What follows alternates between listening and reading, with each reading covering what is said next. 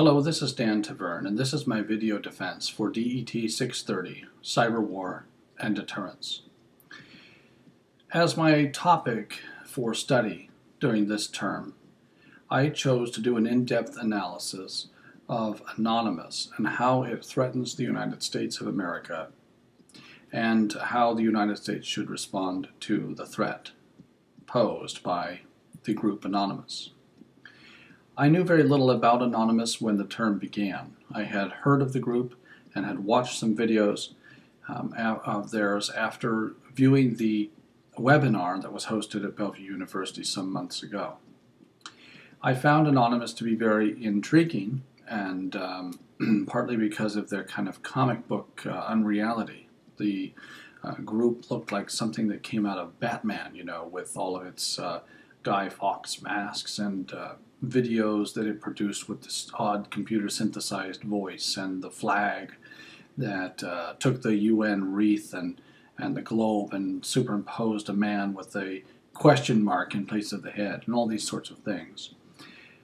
So I began my research really by looking at some of the writings and videos produced by Gabriella Coleman, who is a sociologist who studies the similar deviant hacker groups and the social sociology behind these groups.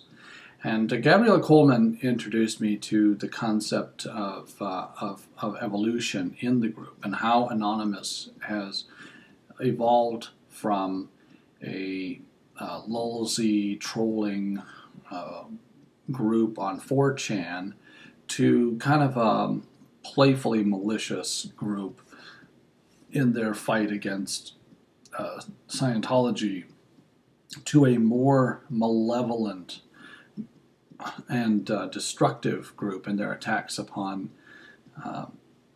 H.B. Gary Federal, for example. And then I read a piece by Paul Rosenzweig on Anonymous, in which he suggests that Anonymous is evolving into an insurgency group. And so I took these two concepts together, and that became kind of a major working thesis in my paper, that Anonymous is evolving, and therefore is evolving and becoming more threatening. They're ratcheting up the rhetoric of their threats. And to some degree also they have ratcheted up the severity and the sophistication of their attacks.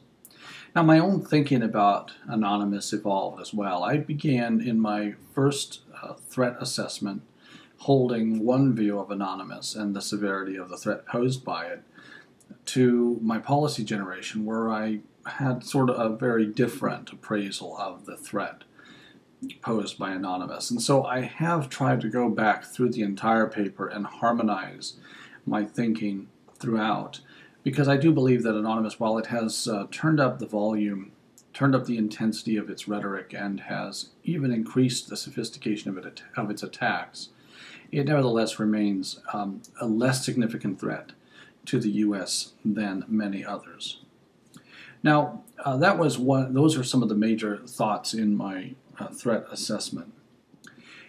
When I progressed into my policy appraisal, I looked at the broader scope of responses to threats taken by the United States, because I think that the threat spectrum is very, very broad.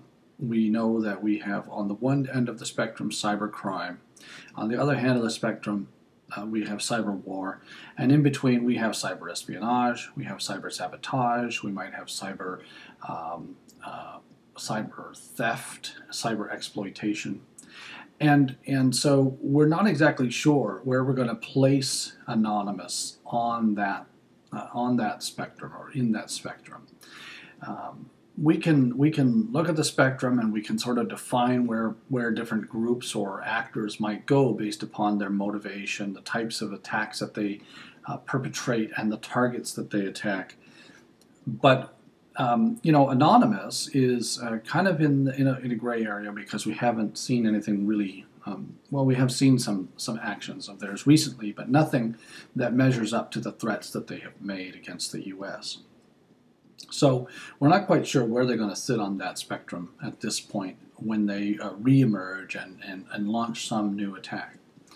But based upon their rhetoric and based upon their stated intentions, I think that we can define them as a cyber insurgency. I like Paul Rosenzweig's thesis on that point, and that's what I have done. But how do we approach a cyber insurgency in particular? Well, I think it's going to be a combination of a law enforcement and an intelligence response. And so in the policy appraisal, I focused upon some of the tools available to American law enforcement. Some of those tools are domestic laws, and some of those tools are multilateral agreements that allow or streamline participation between American and foreign law enforcement agencies. And we have seen that in the response to the H.B. Gary federal attacks, that federal law enforcement has indeed participated in enforcement actions with other states, with the governments, with the police of other states, to make arrests and to extradite criminal actors who participated in that. In my strategic comparative analysis, I looked at 4 or 5 European countries: Switzerland, the United Kingdom, Estonia, and Sweden, and a little bit Russia, and looked at how these countries have responded to cyber threats, both domestic criminal, foreign military, etc. What are their responses? And because I think that we have to respond to the entire spectrum, and I think those countries have, to more or lesser degrees, done so. Estonia, of course, is the one that we have read most about in the course of this term. And I think Estonia provides a good model to follow. The United States has done much that Estonia has done, but in my policy generation, I did point out that they have, Estonia has the Personal Data Protection Act, which there is no analog to in the United States at this time, and that is something that I think probably should be explored. In my conflict resolution, I looked at the kind of the philosophies that underlie the Cybersecurity Act of 2012 and the Secure IT Act, and there are philosophical differences that are beneath these these competing pieces of legislation. One is more heavily regulatory, that is the Cybersecurity Act of 2012. One is less regulatory, but calls for some increased intelligence monitoring. And on the one hand, I'm attracted to that, but I'm also very wary of that because of the possibility of intrusions by government into free use of the internet, freedom of speech on the internet, privacy on the internet, and so on and so forth. Also, in my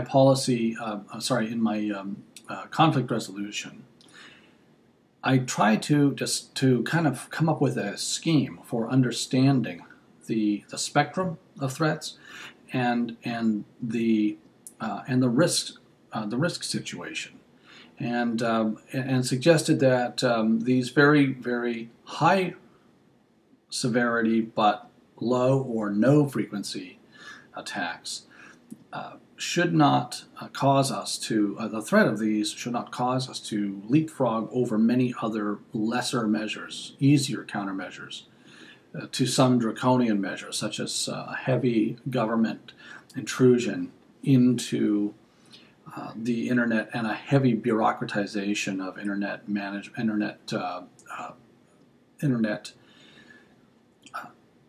security regimes and internet security regulations. I think that part of my policy generation then tries to take a more measured approach to utilizing the scheme presented by General Hayden of threats, vulnerabilities, and consequences, to try to address those three things through simple security measures, through robust infrastructures with redundancy built in, and through a measure of deterrence.